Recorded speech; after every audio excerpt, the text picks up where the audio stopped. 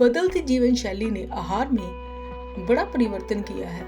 इससे भले ही कुछ ऊपरी फायदे दिखाई दे रहे हों, मगर सच ये है कि खान पान की इन आदतों ने कई स्तरों पर स्वास्थ्य को प्रभावित किया है।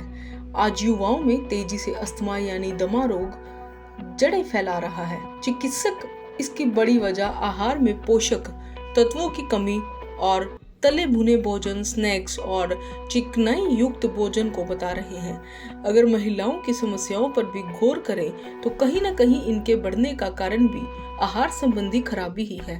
वहीं मोटे अनाज के गुणवत्ता को देखते हुए देश भर के कृषि संसाधनों में मोटे अनाज के उत्पादन को बढ़ावा देने के लिए विभिन्न कार्यक्रम किए जा रहे हैं।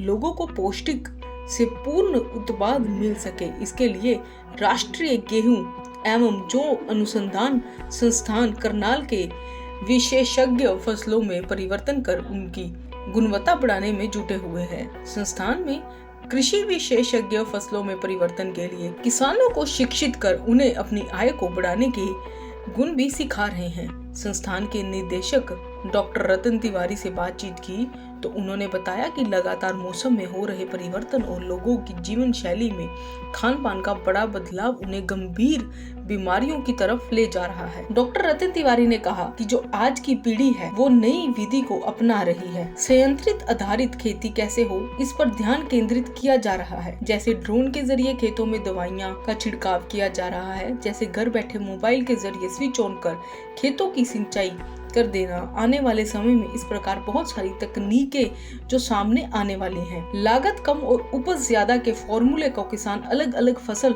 पद्धति से अपना रहे हैं। अपनी आय को बढ़ाने के लिए किसान अब ये चाहता है कि एक या दो फसल के बीच में अन्य और कोई भी फसल लगाई जाए। इसमें उनके साथ संसाधन के वैज्ञानिक भी अपना पूर्ण योगदान देने के लिए तैयार है। बहुत सारी चुनौतियां देखिए, वैज्ञानिकों का काम है कि चुनौतियों को समझना और उसके हिसाब से अपने आप को तैयार करना।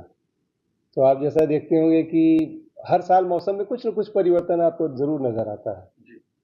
तो आगे आने वाले दिनों में मौसम में क्या चेंजेस आएंगे उस पर निगाह रखना। दूसरी चीज़ है कि लोगों की फूड हैबिट्स चेंज हो रही हैं। बहुत सारे लोग शुगर से, बीपी से, ऐसी तमाम बीमारियों से जो लाइफस्टाइल से जुड़ी हुई हैं उनके साथ दिक्कतें आनी शुरू हो जाती हैं। तो ऐसे में क्या क्या परिवर्तन किए जाएं फसलों में, उसकी गुणवत्ता में, ताकि मतलब लोगों को ज़्यादा स्वास्थ्यवर्धक, स्वास्थ्यपूर्ण उत्पाद मिल सके। एक तो उस डायरेक्शन में चीज़ें बदलेंगी। दूसरा, जैसा आप देख रहे होंगे कि आज की जो नौजवान पीढ़ी है उसको जो खेती करने की स्टाइल है उसको नई पद्धति चाहिए। उसमें ज़्यादा से ज़्यादा तकनीकी का समावेश चाहिए, ज़्यादा से ज़्यादा संयंत्रों का समावेश चाहिए। तो संयंत्र आधारित खेती कैसे आगे इवॉल्व होगी, जैसे आप देख रहे होंगे ड्रोन से दवा का छिड़काव है ना, या फिर मोबाइल से पानी की सिंचाई की व्यवस्था कर देना। घर बैठे आप मोबाइल से ऑन करिए और आपके खेत में ट्यूबवेल शुरू हो जाएगा। तो ऐसे ऐसी तमाम तकनीकियाँ भी बदल रही हैं आगे आने वाले वर्षों में।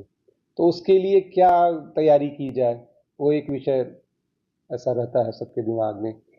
उसके अलावा अलग अलग जो फसल पद्धति है, अब किसान क्या करता है कि एक या दो फसलों के अलावा वो चाहता है बीच में कुछ और फसल ली जाए या कोई और तरीका अपनाया जाए। तो दो सबसे जो प्रमुख चीज़ें हैं जिस पे ध्यान केंद्रित हम लोग का रहता है वो ये है कि लागत को कैसे कम किया जाए और दूसरा उपज को कैसे बढ़ाया जाए। और एक तीसरी बात जो बहुत ही अलग तरीके से आ रही है वो गुणवत्ता, कि क्या हम ऐसी प्रजातियां किसानों को अलग से क्लासिफाई करके दें कि इसकी चपाती बहुत अच्छी बनती है, इस वैरायटी का बिस्किट बहुत अच्छा बनता है, इस वैरायटी का ब्रेड बहुत अच्छा बनता है। तो उस विषय में भी धीरे धीरे और हमारा एक तरीके से लगाव बढ़ रहा है कि ऐसी चीज़ों के बारे में भी हम किसानों तक पहुँचें। इंडियन गवर्नमेंट भी इस पर ही कहीं ना कहीं फोकस कर रही है, जैसे मोटे अनाज की बात की जाए, जो वाली स्थिति को लेकर उस तरीके से हम पब्लिकली किस तरीके से हम जागरूक कर पा रहे हैं, क्योंकि आज भी लोग उस पर नहीं फोकस कर रहे। नहीं, देखिए किसान भी जागरूक हो रहा है और जो हमारा कंज्यूमर है ना वो भी बहुत जागरूक हो रहा है। आप अभी जाते हैं शॉपिंग मॉल में, प्योरिटी को लेकर, हाँ, तो अगर आप देखते हैं कि कहीं कोई लिखा हुआ है कि ज़्यादा स्वास्थ्य के अनुरूप है आपके ये, या ये शुगर पेशेंट्स के लिए बेहतर है, तो निश्चित रूप से आपका ध्यान जाता है उधर की ओर। तो कंज्यूमर भी अवेयर हो रहा है, प्रोड्यूसर भी, फार्मर भी अवेयर हो रहा है, प्लस स्टार्टअप्स जैसे आए दिन आ रहे हैं, कई नए बच्चे आ रहे हैं पढ़ लिख करके। मैं तो देखता हूँ गांव में जाता हूँ, जब भी कल ही किसी गांव में गया था, MBA किया हुआ एक साथी जो है वो खेती कर रहा है।